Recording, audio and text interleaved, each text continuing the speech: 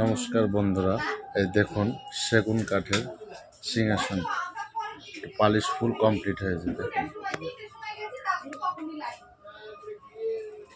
দেখুন রঙের কাজ করা হয়েছে।